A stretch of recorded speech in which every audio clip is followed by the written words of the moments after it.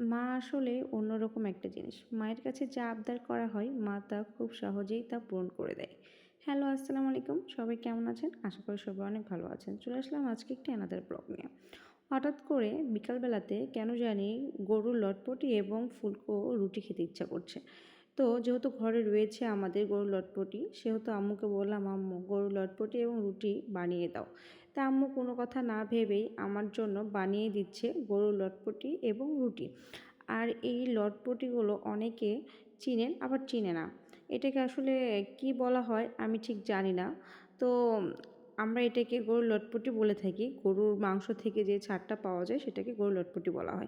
তো যাই হোক, এটা আমার খেতে অনেক ভালো লাগে আর এটা আমি অনেক পছন্দ করে থাকি। আর এটা রুটিতে খেতে বেশ ভালো লাগে। তা আম্মুকে বললাম, এটা অনেক ঝাল ঝাল করে আমাকে রান্না করে দাও, আমি যেন রুটিতে খেতে খেতে পারি।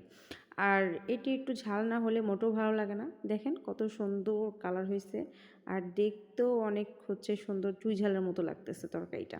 তো যাই হোক, আসলে আমার কাছে অনেক ভালো লাগছে। আর তার সাথে ছিল রুটি। বিকালবেলা যদি এরকম নাস্তা হয়, বলেন কার না ভালো লাগে?